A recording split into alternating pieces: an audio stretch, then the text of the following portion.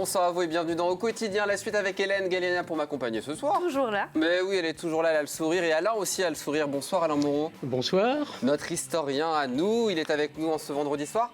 Aujourd'hui, on fête quel saint, Hélène, vous le savez? Le Saint-Vincent. Oui, et justement, en téléphonant à Alain, on s'est dit, tiens, si on parlait de l'abbaye Saint-Vincent, un petit point géographique pour commencer. Nous sommes sur les hauteurs du Mans, dans le quartier Bellevue, entre les Jacobins et les Maillets. Une abbaye qui est aujourd'hui fait partie intégrante du lycée Bellevue, mais qui à la base était bien une abbaye médiévale en l'an 572. Bah oui, c'était plus que médiéval, hein. C'est vrai. Fondé par Saint Domnol. Alors Saint Domnol est un peu oublié aujourd'hui, je vous le concède. Quelque peu. Mais enfin, il a quand même fondé l'abbaye Saint-Vincent. Alors évidemment, rien à voir avec ce qu'on peut voir aujourd'hui. Il ne reste pas une pierre de cette première abbaye qui a évidemment complètement disparu. Qui a été détruite par les Vikings, ça c'est Alors, important de elle a le été dire. détruite par les Vikings, mais on peut dire un petit mot quand même de cet évêque bâtisseur qui était Saint Domnol. Allons-y, Hein, faisons alors, sa parce que j'ai connaissance. regardé dans l'histoire des évêques du Mans. Alors, il avait fondé un autre monastère dans le quartier Saint-Pavin. On disait que c'était un évêque bâtisseur, hein. Alors, il faisait aussi beaucoup de miracles. Une chronique nous assure, alors là, je vous cite, hein, Allons-y. il a illuminé des aveugles, redressé des boiteux, raffermi des paralytiques, Eh ben. rendu l'ouïe à des sourds et la parole à des muets. Eh ben, on va y aller, Aurélien. Je pense que c'est bon. Écoutez, on aurait grand besoin de lui aujourd'hui pour Pour autre nous aider, chose. si hein. vous pouvez nous aider pour la situation sanitaire, ça serait plutôt pas mal.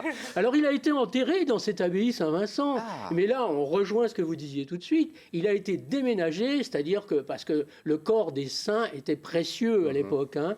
On venait en pèlerinage de très loin et ça rapportait beaucoup d'argent.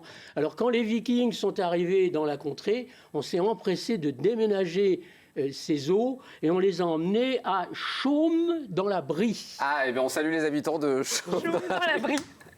Juste, on rappelle l'histoire quand même. Les Vikings sont passés dans le Maine, ont traversé le Maine Bah oui, ils sont venus en dans le Maine. 865. Bah oui, Pas passé, pas que passé. Hein. Comme partout, hein, ils ont dévasté les plus grandes villes, Nantes, même à Nantes. Tuer les hommes, ils ont rendu les femmes massacré en tout le esclavage. monde, exactement, c'est ce qu'ils faisaient partout, n'est-ce pas?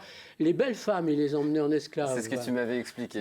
Mais Donc il les fallait mieux autres, être joli, non. c'est ça, sinon Bah, on était et pour tués. survivre, Sympathique. oui, mais survivre en tant Et donc qu'esclave. destruction des biens, dont cette abbaye. C'est pour ça Et qu'il oui. n'en reste plus rien de cette abbaye Ah oui, elle a originelle. été complètement rasée. Ils ont tout rasé d'ailleurs à l'époque. Hein, la cathédrale aussi, hein, bien entendu. Ils ont mis le feu parce que la cathédrale était en bois à l'époque. Et l'abbaye aussi, bien sûr. Hein. Alors la suite de l'histoire, c'est quoi pour cette abbaye? Alors, plusieurs congrégations se sont succédées. Vous savez, c'était les moines de telle congrégation ou de telle autre.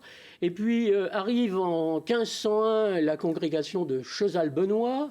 Et puis en 1636, voilà une autre congrégation qui obtient l'autorisation de remplacer les moines de Les Chezal-Benoît. bénédictins de Les Saint-Maur. bénédictins de Saint-Maur. Mais sauf qu'il y a eu confrontation. Ah hein. oui, ça se passe pas très bien parce que les moines qui sont là depuis 150 ans quand même, hein, un petit peu moins, mais Ouais.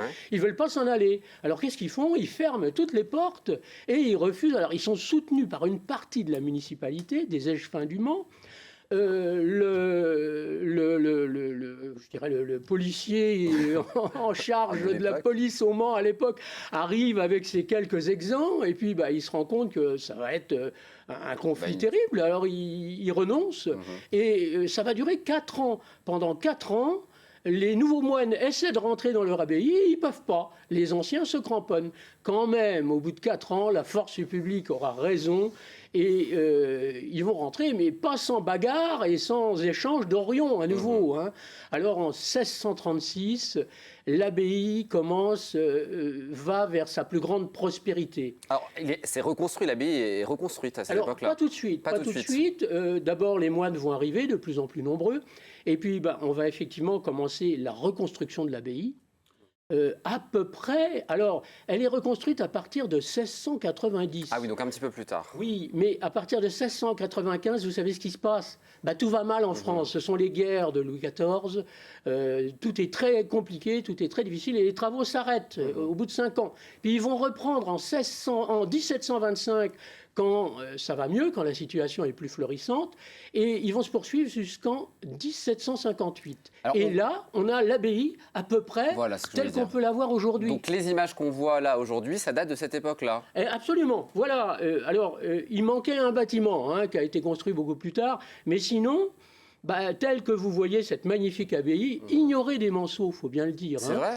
Les Manceaux la connaissent très, très peu, très mal. On parle du lycée Bellevue, mais on oublie quasiment qu'il y a une abbaye à l'intérieur. Même en étant lycéen, pour y avoir été, on oublie cet aspect-là. On oublie que c'était une abbaye avant d'être le lycée Bellevue, oui, absolument.